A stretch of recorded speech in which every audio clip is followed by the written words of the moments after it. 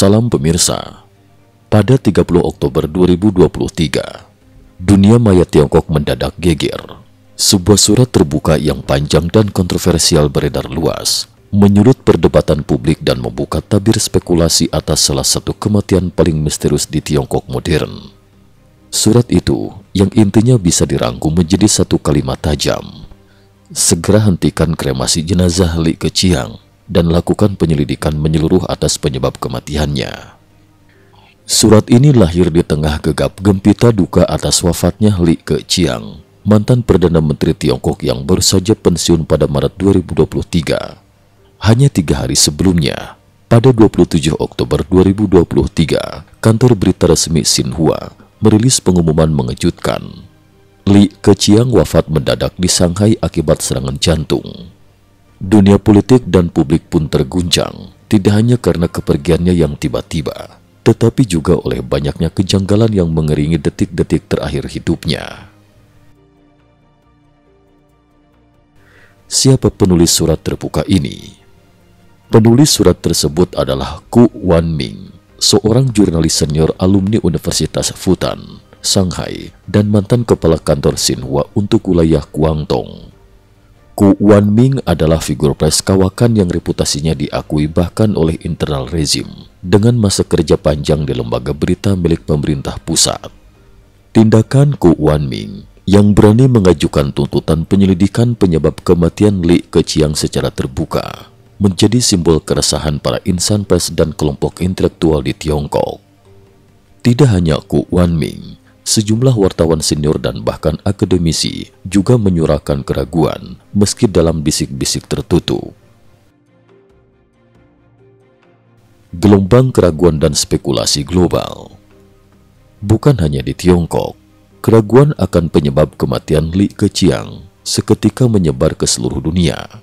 Banyak yang menduga Li Keqiang tidak meninggal secara wajar, melainkan menjadi korban rekayasa politik tingkat tinggi. Namun, segala diskusi terbuka di dalam negeri langsung disensor dan ditekan habis-habisan oleh aparat. Satu-satunya saluran adalah para penyelundup berita yang mengabarkan ke dunia luar dan sebaliknya. Detik-detik terakhir Li Keqiang. Apa yang sebenarnya terjadi pada jam-jam terakhir hidup Li Keqiang? Berikut rangkumannya berdasarkan berbagai sumber media dan saksi. Akhir Oktober 2023, Li Keqiang berada di Shanghai untuk suatu acara resmi, menginap di Tong Chiao Street Guest Hotel, hotel bintang 5 tempat para pemimpin negara biasa menginap. 26 Oktober 2023, ia berenang di kolam renang hotel sekitar tengah hari. Saat berenang, tiba-tiba ia kolaps diduga karena serangan jantung. Ia segera dievakuasi ke rumah sakit Sukuang Hospital East Burns. Pukul 00.10 dini hari 27 Oktober 2023, Li Keqiang dinyatakan meninggal dunia. Upaya medis disebutkan telah dilakukan secara maksimal, namun gagal menyelamatkannya. 3 tanda tanya besar, misteri yang tak terjawab. Kisah ini memunculkan 3 pertanyaan fundamental yang menjadi sumber utama kegelisahan publik dan bahan bakar bagi teori konspirasi. 1. Usia kematian yang janggal. Li Keqiang wafat di usia 68 tahun. Secara statistik usia tersebut masih cukup muda, apalagi untuk seorang pejabat elit Tiongkok. Sebagai perbandingan, hampir semua pejabat tingkat nasional Tiongkok rata-rata berumur sangat panjang. Yang Sangkun, 91 tahun, Hua Guofeng, 87 tahun, Teng Xiaoping, 93 tahun, Li Peng, 91 tahun, Song Ping, bahkan masih hidup di usia 108 tahun pada 2025. Kuncinya adalah sistem kesehatan istimewa di bawah kendali Komite Sentral Partai yang memberikan asupan nutrisi, pengawasan medis, dan penanganan darurat tingkat dunia kepada semua pejabat tinggi, termasuk Li Keqiang. 2. Mengapa tim medis super elit tidak mendeteksi gejala jantung? Seluruh pemimpin Tiongkok selalu diawasi tim dokter dan perawat terbaik, tersedia 24 jam, lengkap dengan akses ke peralatan medis termutakhir. Bahkan, penyakit jantung yang paling mematikan pun nyaris selalu meninggalkan gejala awal.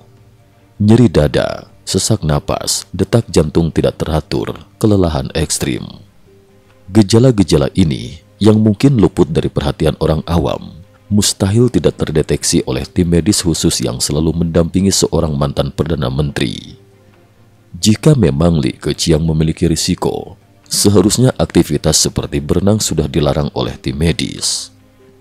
3. Mengapa dibawa ke rumah sakit Sukuang, bukan ke rumah sakit khusus jantung? Ada 2 rumah sakit jantung terbaik di Shanghai, Zhongshan Hospital dan Ruijin Hospital. Keduanya memiliki reputasi nasional, terutama untuk kasus serangan jantung akut dan dilengkapi helipad untuk penanganan tercepat.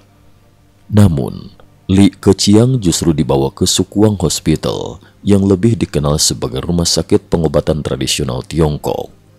Jarak dari hotel ke Ruijin di Sukuang nyaris sama, sehingga alasan jarak terdekat jadi lemah. Dalam kasus darurat seorang tokoh negara, transportasi bukan masalah. Anehnya lagi, dokter spesialis jantung dari Zhongshan Hospital baru tiba berjam-jam setelah proses penanganan di Sukuang berjalan. Bahkan, disebutkan bahwa Li Keqiang sempat dipasangi alat ECMO, parut jantung paru buatan, menandakan situasi kritis yang tidak teratasi sejak awal. Teori konspirasi dan spekulasi kematian rekayasa. Kejanggalan demi kejanggalan memantik berbagai teori konspirasi di kalangan netizen dan komunitas intelektual. Ambulans sengaja dibawa berputar-putar untuk memperlambat penanganan. Dokter ahli datang terlambat, dibawa ke rumah sakit yang kurang kompeten, diberi obat atau zat tertentu yang memicu serangan jantung seolah alami. Semua skenario itu bermuara pada dugaan pembunuhan politik terselubung. Publik Tiongkok yang hidup di bawah tirai sensor seringkali menaruh curiga mendalam pada setiap peristiwa besar yang penuh misteri. Motif, konflik, dan jejak politik. Dari seluruh dugaan, motif paling kuat menurut para pengamat dan netizen berasal dari sejarah konflik antara Xi Jinping, Sekjen Partai Presiden Tiongkok, dan Li Keqiang. Li Keqiang, doktor ekonomi, figur utama kubu Tuan Muda Komunis, kelompok teknokrat moderat. Xi Jinping, putra pejabat senior, mewakili kelompok merah, berupaya mengkonsolidasikan kekuasaan total. Selama menjabat, Li Keqiang beberapa kali memberi tamparan halus kepada narasi resmi Xi. Misal, dengan mengungkapkan bahwa 600 juta warga Tiongkok berpenghasilan di bawah 1.000 yuan per bulan, bertentangan dengan klaim sukses pengentasan kemiskinan versi Xi. Bahkan dalam pidato perpisahan sebelum pensiun, Li Keqiang menyisipkan pesan simbolis. Manusia berbuat, langit melihat. Sebuah kalimat yang dianggap banyak pihak sebagai ungkapan kecewa, sindiran terhadap tekanan yang dialaminya. Sikap keluarga, sikap rakyat. 6 hari setelah kematiannya, dalam upacara perpisahan di pemakaman Papaosan, gestur istri Li Keqiang, Chen Hong, yang menghindari kontak mata dan menolak bersalaman hangat dengan Xi Jinping dan istrinya, menjadi sorotan dunia. Putri Li Keqiang pun terlihat penuh amarah. Sementara di Hefei, kampung halaman Li Keqiang, ribuan warga antri meletakkan bunga di depan rumah masa kecilnya. Seluruh media negara menutup rapat peristiwa ini, sementara diskusi di media sosial dibungkam total. Membunuh dengan serangan jantung. Metode pembunuhan politik melalui rekayasa serangan jantung bukan isapan jempol dalam sejarah dunia intelijen modern. 1959, KGB membunuh Bandera, pemimpin nasionalis Ukraina, dengan semprotan sianida yang awalnya dikira serangan jantung. Tidak heran jika sebagian masyarakat Tiongkok percaya, dengan kemajuan teknologi dan sistem kontrol rezim, cara serupa bisa dilakukan pada siapa saja yang dianggap mengancam status quo kekuasaan. Penolakan teori konspirasi dan fakta medis. Tentu saja, ada juga suara yang menolak teori konspirasi. Mereka beralasan, setelah pensiun, Li Keqiang sudah tidak punya pengaruh politik berarti. Risiko membunuh mantan pejabat sebesar Li Keqiang justru sangat besar bagi stabilitas politik Xi Jinping. Selain itu, beberapa laporan mengindikasikan Li Keqiang memang mengidap penyakit kronis, bahkan disebut-sebut pernah menjalani transplantasi hati dan harus mengonsumsi obat imunosupresan yang meningkatkan risiko kematian mendadak akibat penyakit kardiovaskular. Pakar politik dan jurnalis senior Ku Wanming menilai, jika sejak awal sudah banyak detail teknis yang beredar, ambulans berputar, dokter terlambat dan sebagainya, biasanya justru itu tanda hoax. Karena dalam politik Tiongkok tidak mungkin ada detail sebanyak itu bocor ke publik pada awal peristiwa.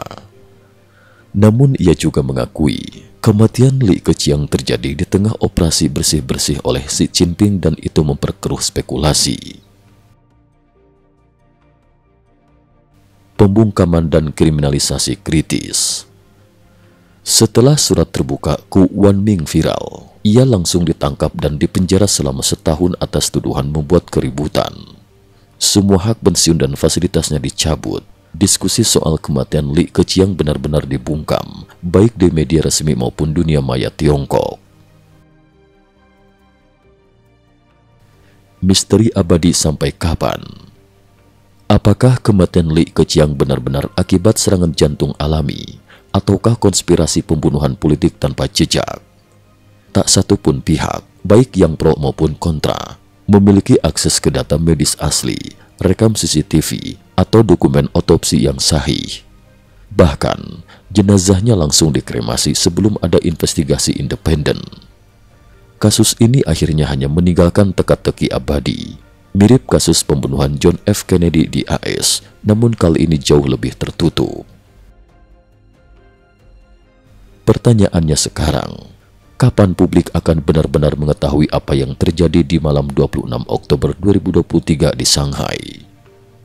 Kapan arsip Li Keqiang akan dibuka atau akan tetap terkunci selamanya di balik tirai besi rezim Tiongkok? Cukup sekian dulu, terima kasih atas perhatiannya.